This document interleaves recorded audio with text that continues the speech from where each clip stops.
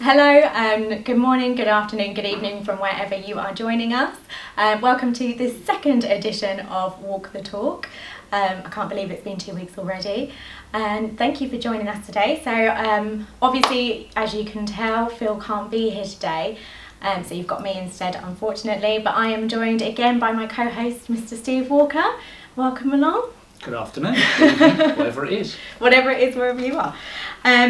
So yeah, how's the last 2 weeks been, Steve? Well, I think first of all we need to address the mugs. We do need to address the mugs. The mugs wasn't our best idea, No. and we apologise for the mugs. They won't happen again. No, we're only going to get bigger and better from now on, aren't we? So yeah, how's 2 weeks been since the last update? Quick. Quick, Yeah, I know. yeah, it's gone really quick. Business has continued. Yeah. Relatively normally, the new normal. The new normal. Whatever that might be in the long term. But no, all the sites are running well. And as people have seen from the Take a Tour Tuesdays, and whilst we've still got some people on furlough, on the whole the business is running back pretty much to normal. Brilliant. So obviously there's been another announcement from Boris and we're introducing the bubbles. So hopefully that will help a few people with some mental health. Mental health is a massive thing here for us at Walker Construction. We have our counselling service. What do you feel? Do you think that's going to improve for some of our people? I think definitely. We know we've got members of staff that live alone. Yeah. And we know we've got members of staff who can't see parents or grandchildren, whatever it might be, and that's big for their mental health. I think it's a good thing. It's the first step. Definitely. Hopefully come the 4th of July there'll be some more relaxation, and families will be able to get together more. But from my own point of view, my children live on their own, so it's whilst I sometimes see them at work, it's nice to be able to now interact with them directly outside of work. Have you had any barbecues? Yeah, I have. There you go. Didn't invite anybody, but yeah. Yeah, no, we have, and I've been invited to one, and obviously the weather's been great. Yeah. But yeah, it's just becoming a new normal, and it now seems strange when you watch television and you see people shaking hands or hugging, or a big crowd. It seems really strange. Yeah, definitely. I think that's going to be, as we all come back into work, maybe on a different basis, it's going to be interesting how we communicate, how we interact with each other. It's just navigating a whole new world, isn't it? And it is, but people adapt quickly. They do. You walk around the office here, there's 15, 20 people here today, and everybody automatically keeps their distance, and it's just becoming second nature, and that's what it needs to do. It's a bit like learning to drive. At first it's not automatic, but after a while it becomes automatic. And the thing I noticed the weekend, I was out with my wife walking the weekend, and we saw a family coming towards us with 2 small children, and straight away the children saying, "People come in, step aside." It's really gone into the children, and they're taking it on board. Yeah, no, that's good, and keep them washing their hands. Yeah, keep them washing their hands. So obviously you mentioned the 2 metre gap. What are your feelings on that? There's been a lot of discussion in Parliament about the 2 metre gap. How many people are really following the 2 metre gap? I think my own opinion is you keep a sensible distance. Obviously, if you've got any symptoms, you stay away. You don't want people in the office coughing, sneezing, or whatever. It's a little bit difficult this time of year because it's hay fever season, so a lot of people are sneezing for hay fever season. But I think it will come down. Yeah. When, I don't know. But I think that, unless, outside, I don't think it's so much of a big issue. But obviously you've just got to be sensible inside. Yeah. You can't all sit around a conference table side by side anymore. You've got to leave gaps or whatever, make sure the rooms are ventilated and so forth, and, use the hand wipes, use the hand gel, wash your hands. But it will change, but when? I personally think we're going to see a certain amount of changes, infinitely going forward. Yes. Definitely. Do you think it has impacted the way we work on site with the 2 metre gap? Well, last Wednesday out visiting sites, and funnily enough, I asked all the guys on site this question, and they didn't really feel it had much of an impact. Okay. Tea breaks obviously are being split up, and we've got a much more regimental cleaning regime and that sort of thing. But the actual working, it doesn't really seem to be creating any great issues. Okay. it is having an effect on productivity. To what degree, you can't really tell. I mean, depending on what you're doing and what the task is on site, it's variable. But no, on the whole, the blokes are coping really well with it, and I think most of them are just glad to be working. Yeah, definitely. And I think we need to be really lucky. I mean, other industries with the 2 metre gap, it completely shuts it down, doesn't it? And as our industry, we're very lucky. We work outside. It's much easier to. And I think also that the fact that so many industries are affected, that's causing tremendous amount of layoffs. We've all seen on the news that Travis Perkins, 2,500 people, shutting a number of branches, which is directly related to our industry. Fortunately, the vast majority of what we do, we can work within the social distancing rules. And I do feel for businesses that can't. Absolutely, yeah. And I read the other day that construction is one of the most positive industries, so at least we can take that, I suppose. Well, what else can you do but be positive? Exactly. You've got to make the best of the situation. Yeah. It's just another challenge that needs a solution. Indeed. And on that note, our subcontractors, do you have any advice for them during this period of time? Well, again, subcontractors are specific trades. Yeah. Sometimes it is more difficult for them to adhere to the 2 metre rule. For example, we've got cladders on site at Kingston. Right. On the cycle hub, and they just can't work all the time 2 metres apart, but the regulations allow for them to be closer as long as they're not face to face. We've got to have the appropriate risk assessments, method statements in place to cover what they're doing, and it's got to be managed. But on the whole, they're doing well. And again, probably more so for subcontractors, they are keen to keep working, so they're quite happy to fall into the new guidelines that as a business we've got. And again, we followed the government advice all the way through from the beginning, and will continue to do so. And we've had nothing but support all the way through. And I think my only advice to them is just keep following the rules. And if you keep following the rules, protect the staff and the public. In Dartford, for example, we're working in the middle of the town centre. Shops are now open, and suddenly we've got an enormous amount of people around the site that we didn't have a week ago.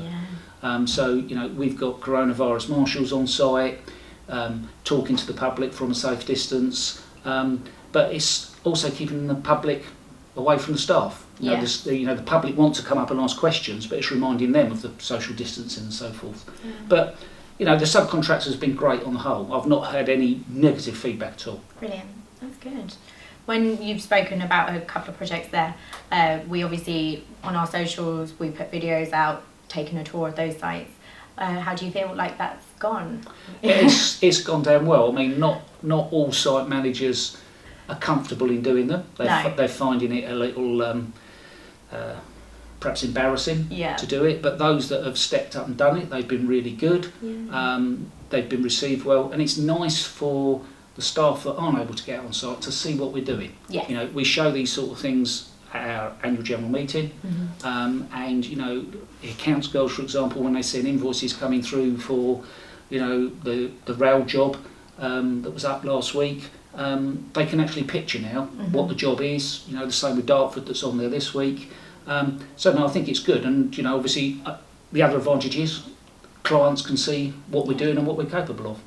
And some of the feedback's been brilliant. I mean, saying that it's nice to get that confidence that things are going back to normal. Some people with being inside don't get to see all of the buzz going on outside. So especially here where we've still got an awful lot of people working from home and or on rotation, so they're not seeing the office as they would normally see it, as you've seen yourself today, but whereas on site it is normal, apart from the few things that we talked about earlier, like split lunch hours and tea breaks and so forth, and minimising the amount of people in the welfare and offices.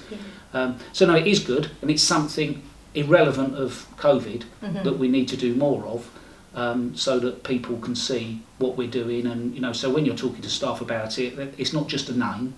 They can actually put something to it tangibly to see what's going on. And I think that's the thing as well. I mean, taking a positive out of a negative, we've learned so much out of this, and learning we don't always have to go to site. We can do a lot more the way from digitally now, and it's actually making us think a bit more proactively, being a bit more innovative in the way we approach things. I think it's been really positive. I think it's moved us forward probably 2 or 3 years in one jump. It's been really interesting. You know, most people hadn't heard of Zoom and so forth beforehand, or Teams meetings, but now we're all doing these things digitally, and you know, it would have come in time, but I think we've took a jump because of an adverse situation, and I think that jump's here to stay. You know, you can't beat at times in certain circumstances face-to-face meetings and so forth, but you know, being able to do certain things digitally is got to be the way forward. I mean, I do a lot of Zoom meetings now, and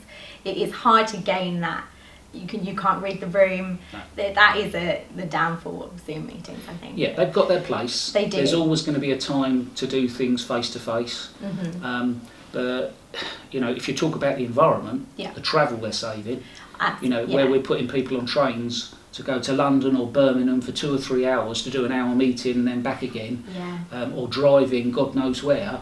You know, from that point of view, it's saving fuel, it's saving the environment. You know, it's cost effective, and the people get the rest of their day back to continue on. It's not just all sat on a train or in a car. So it's advantageous, but it'll never ever completely replace face-to-face meetings, because there just is a place for it. I mean, it's even in your personal life. We've all done Zooms with friends and things, but it's not the same as getting together with a group of friends and having a chat or a drink or whatever. But no, it's a big jump. It's going to get more refined. The technology is going to get better. That goes with it, you know, and there's obviously a lot of money being poured into it now by the tech companies, because this is the big thing at the moment, being able to do stuff like this. So I think, you know, as I said earlier, we probably took a 2, 3, possibly 5-year jump in 3 months. Yeah, it's been really good, actually, So a little bit of good news. We got through on the Constructing Excellence SECBE Awards. Very happy about that. Both of them. So People Development and SME of the Year. Obviously, with everything else, it's going to be changed, so we can't go to the nice award ceremony or anything like that, but we're going to do it through Zoom. So, you know, other industries are adapting as well. What do you think? Are you excited about it? Yeah, I mean, it's going to be different. Yeah. We've got to dress up. I know.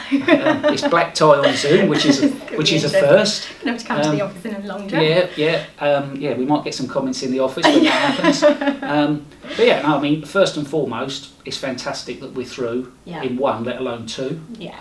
And I think in both of those, there's 2 in each category, is it?